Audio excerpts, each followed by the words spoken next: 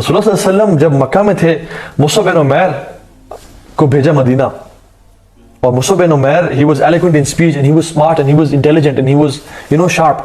مصعب بن عمیر نے مدینہ میں جا کے وہ کام کیا جو شاید کوئی اور نہ کر سکتا, اور اسی وجہ سے جب مکہ سے مدینہ رسول اللہ صلی اللہ علیہ وسلم آئے تو 80,000 لوگ 70 سے 80,000 لوگ اپنے درختوں پہ چڑھ کے اور باہر نکل کہہ رہے تھے طلع البدر علینا من ثنیات الوداع, کہ ہم پہ چاند ظاہر ہو گیا اس وادی سے. مصعب بن عمیر نے لوگوں کو اسلام کی دعوت دی تھی. اور مصعب بن عمیر رضی اللہ تعالیٰ عنہ یہ کون شخص ہے؟ یہ وہ شخص ہے, he was filthy rich, he used to wear the best cologne, he used to wear the best perfumes. اور مکہ میں بیفور اسلام جب یہ ایک دفعہ ایک لباس پہن لیتے, ایک ڈریس پہن لیتے, دوبارہ کبھی نہیں پہنتے تھے. اور جب یہ خوشبو لگاتے تو مکہ کی لڑکیاں باہر آ کے کھڑی ہو جاتی کہ مصعب آنے لگے ہیں, and they used to attract Musab بن عمیر کہ شاید ان کی نظر ہم پہ پڑ جائے. This is مصعب ابن Umair and he was a filthy rich man, ہر چیز تھی ان کے پاس. لیکن کیا ہوا جب اللہ اور اس کے رسول کی محبت دل میں آئی اور جب ایمان کی محبت دل میں آئی تو کیا کیا؟ ہماری طرح ہم تو زبان کا برا بول چھوڑنے کے لیے تیار نہیں ہیں, let alone our money and everything, ہم تو کچھ چھوڑنے کے لیے تیار نہیں ہیں. He left everything, اپنا ہر چیز چھوڑ کے مدینہ چلے گئے. اور وہ دن آیا جو سب سے مشکل دن تھا اللہ کے نبی کی, one of the toughest days of the life of Rasul صلی اللہ علیہ وسلم, احد کا دن. اور جب احد کا دن آیا تو رسول اللہ صلی اللہ علیہ وسلم he fought with the مشرکین, سب صحابہ لڑے. اور جب ان کا حملہ شدید ہوا, خالد بن ولید جب مسلمان نہیں تھے انہوں نے اٹیک کیا تو اس میں بہت سارے صحابہ 70 سے زیادہ صحابہ شہید ہو گئے. اور جب بیٹل واز اوور تو رسول اللہ صلی اللہ علیہ وسلم تمام صحابہ کی لاشوں کو دیکھ رہے تھے جو کہ شہید ہو چکے تھے. اور پھر مصعب بن عمیر کی لاش کے پاس آئے اور جب دیکھا تو بہت اداس ہوئے اور بہت دکھی ہوئے, اور پھر کہا بخن بخن یا مصعب بن عمیر, کہ اے مصعب کیا ہی بات ہے تمہاری, کیا ہی کہنے تمہارے. اور جب صحابہ نے ان کے مال میں سے ڈھونڈا کہ کچھ ہمیں مل جائے انہوں کفن کرنے کے لیے, they found nothing at all, nothing except a piece of cloth. یہ تھے مصعب بن عمیر جو کہ one of the richest of مکہ. اور جب ان کا جو وہ کپڑا لائے اور ان کے جسم پہ ڈالا تو جب ٹانگوں پہ ڈالتے تھے تو سر ننگا ہو جاتا تھا, اور جب سر پہ ڈالتے تو ان کے پاؤں ننگے ہو جاتے. تو رسول اللہ صلی اللہ علیہ وسلم نے کہا کہ کچھ گھاس کو لے آؤ اور گھاس ان کے پیروں پہ ڈال دو. These were the people, those who craved for Jannah. These were real men, جو کہ جنت کے لیے اتنا کچھ کرنے پہ تیار تھے. انس بن نضر رضی اللہ تعالیٰ عنہ, سبحان اللہ, احد کے موقع پہ کیا ہوا جب مصعب بن عمیر رضی اللہ عنہ ان کو شہید کیا گیا. مصعب بن عمیر رضی اللہ عنہ ان کی شکل اللہ کے نبی سے بہت ملتی تھی, تو افواہ پھیل گئی کہ ہم نے رسول اللہ صلی اللہ علیہ وسلم کو شہید کر دیا والعیاذ باللہ. تو جب یہ افواہ پھیلی تو صحابہ they were disappointed کہ اللہ کے نبی چلے گئے اس دنیا سے, he passed away.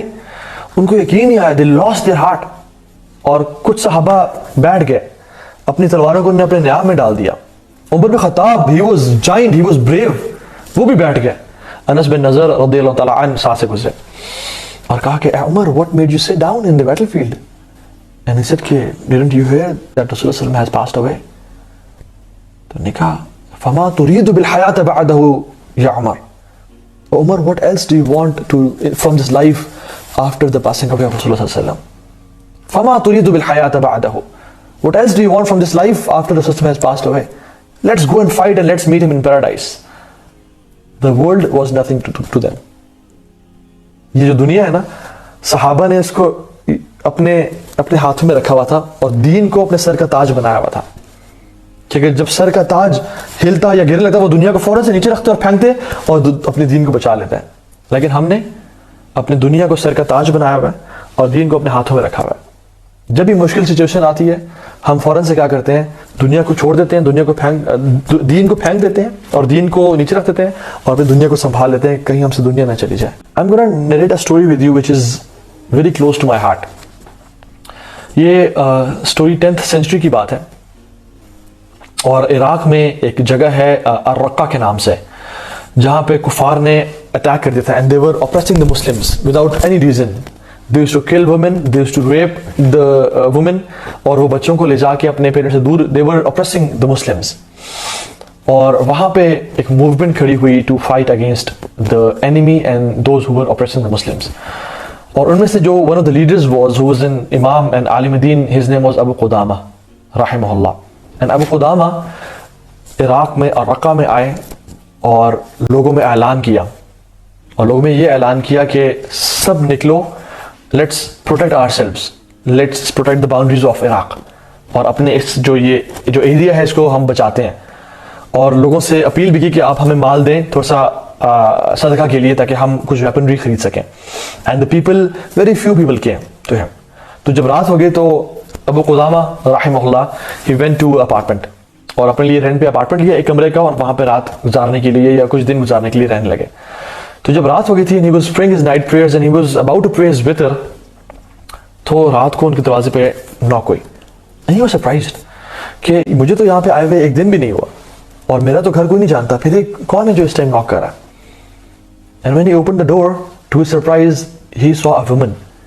she was covered upside down، اور اپنا سب کچھ اس نے کور کیا ہوا تھا.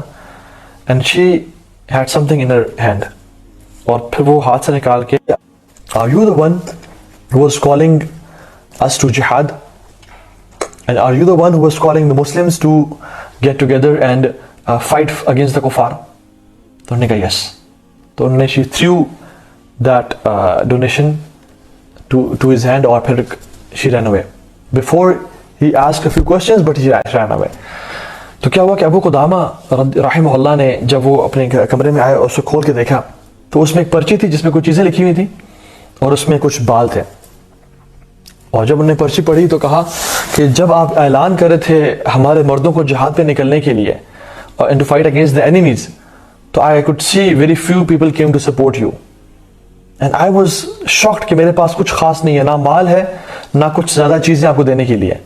تو میں نے اپنے سر کے بال کچھ کاٹے اور یہ میں آپ کو دے رہی ہوں to tie on your horse, کہ شاید جب آپ جہاد میں لڑے ہوں تو اللہ تعالیٰ میرا بھی حصہ اس میں لکھ لیں اور مجھے بھی کچھ اجر نصیب کر دیں. although it's not allowed for a woman to do this, but look at her spirit for jihad. and then what happened? she wrote کہ اور کل ایک نوجوان سولجر آپ کے پاس آئے گا. ابو قدامہ slept that night، اور صبح کے ٹائم جب اپنی باؤنڈریز پہ گئے اس سٹی کی باؤنڈریز پہ ٹو پروٹیکٹ دا مسلمس، تو the battle was about to begin، اور آرمی جو تھی اینیمی کی وہ اٹیک کرنے لگی تھی. and before they could attack, the Muslims were gathering in numbers اور ان کو لائن اپ کر رہے تھے. تو ان سے دور سے آواز آئی یا عمی ابو قدامہ، یا عمی ابو قدامہ. دور سے ایک شخص آ رہا تھا گھوڑا کو دوڑاتے ہوئے، اور اس کا face it was covered like this, اور وہ قریب آ رہا تھا. and he was surprised to see this young gentleman having so much passion in his heart. اور آیا اور کہا کہ I cannot believe myself کہ میں نے آپ کو جوائن کر لیا ہے. I prayed for this all my life کہ میں مسلمانوں کے ساتھ جہاد میں لڑ سکوں. and I cannot believe کہ الحمدللہ I'm here and I never missed the battle.